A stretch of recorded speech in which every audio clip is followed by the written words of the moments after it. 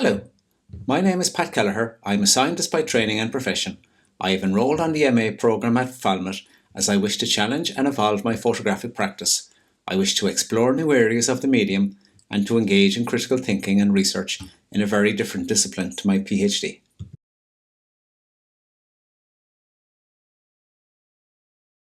Initially, my photography was guided by instinct, by curiosity, by intuition. Patricia Townsend, drawing from Michael Pogliani, describes intuition as knowing more than we can tell, describing it as a fundamental part of the creative process that can contribute to the emergence of insight. As part of my Positions and Practice module, I am actively engaging in critical self-reflection regarding my photographic practice.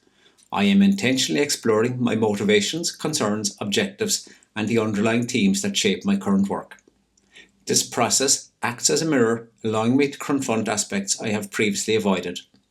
Rather than perpetually remaining on the ceaseless treadmill of activity, I am now stepping off to engage in meaningful introspection. The basis of Blarney was an example of a collaborative project where I partnered with a friend and fellow photographer to casually document the village where I live. I met the proverbial butcher, baker, candlestick maker who make up the heart of the community. I listened to some of their stories, took their portraits and shared back via social media into the community. From this work, I learned that portraiture was not an area that I wished to pursue further. In parallel, I took on a new role in my professional life and began to travel quite significantly. Gravitated towards street photography and architecture. Without any preconceived notions, I wandered like a flaneur, capturing my experiences as photographic projects. I found myself instinctively drawn to bold shapes and playful interplay of light. Amidst the chaos of the world, I sought to create order within the frame. Guided by formalist elements, I aimed to impose control, allowing rhythm and pattern to emerge organically. These images attempt to pay homage to modernist architecture, echoing the aesthetic elements of Cogonada's film Columbus. Like the Marinetti Futurist Manifesto, they celebrate the dynamism of modernity, science and technology. In this time period, I was building my technical competencies, generating bodies of work, but in effect, shooting first and only now beginning to ask questions many years later. I enjoyed the intellectual challenge, the process of juggling ever-increasing visual complexity, imposing an order on the scene in front of me in a manner similar, but with less awareness and sophistication, to that described by Stephen Shore, for example, with his iconic series of images made at the corner of Beverly and La Brea in June 1975. Interest and practice then began to shift. I became aware of and began to be influenced by Shore, Eggleston and Griart. Eggleston's work legitimised for me that it was okay to photograph the mundane, the ordinary, the banal, that the first and instinctive way to see a scene, the response to some element that made me stop and raise the camera to my eye, was generally the frame to make. Griart emboldened me to seek out and embrace the use of colour. While I had moved on from explicitly focusing on architecture and street photography, I have taken the technical skills with me to my more recent bodies of work, Beauty in the Ordinary.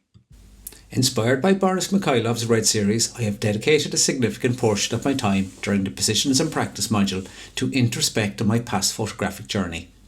This process has led me to delve deeper into my motivations, recurring themes and photographic concerns. While in its infancy, I believe it is offering profound insights for me to further explore. I am noting recurring motifs throughout my work. Initially, I would have judged these following images as purely aesthetic, minimalist works. However, I am now considering that they were early signposts where I began to scratch the surface of the themes and motivations that drive me. Interestingly, the empty chair is a concept used in reflective Gestalt therapy, allowing a person to delve into their inner thoughts and feelings. The swan similarly being a simile for what one sees above the surface and further layers hidden below. Presently, I continue the process of introspection, peeling back the layers of my understanding, scratching the surface to get beneath the veneer. In my recent research, I have delved into the works of Uta Barth and Sugimoto, drawing inspiration from their unique perspectives on light, time, and perception. Barth's enduring interest in the art of looking, in tandem with the transformative potential of the quality of light on an object, the way this changes across the seasons, encourages me to continue my own steps in this area of exploration. In this image, I attempted to simplify the process of seeing, making an image of that transient moment where spectacular light, reflective colour, and my presence to observe and make coalesced. I am not entirely satisfied with the image, with the approach feeling a little forced and contrived, but will continue this exploration further. These following images resonate more authentically with my concerns. Seeking out small details, elements in the world that often escape notice, similar to Bart's approach, utilising the transformative potential of light, of colour, and texture to reveal the quiet, unspoken beauty that waits patiently to be revealed. The fragmentary glimpse of what is possible before the light fades and the scene gently recedes into obscurity. I have also become aware of the work of Sugimoto, and in particular his evocative long exposure seascapes. The rhythmic repetition of waves, the timeless ebb and flow that renders humanity small and insignificant against the vastness of our world.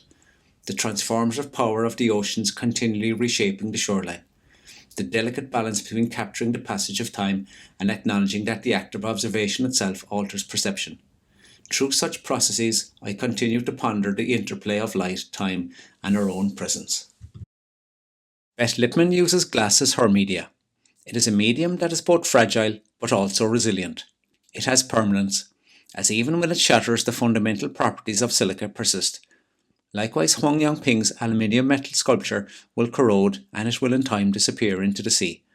But in both cases, the fundamental laws of conservation of mass cannot be overcome. The work just transforms, but it still persists. I wish to explore how I can balance my scientific and artistic selves, both in the work I create, but also in how I present the final output. Through these potential projects, I am looking to explore further some of the dualities that concern me, namely science and art, fragility and resilience, temporality. I hope to do so in a manner that is both personal, but also allows the viewer to consider their own concerns.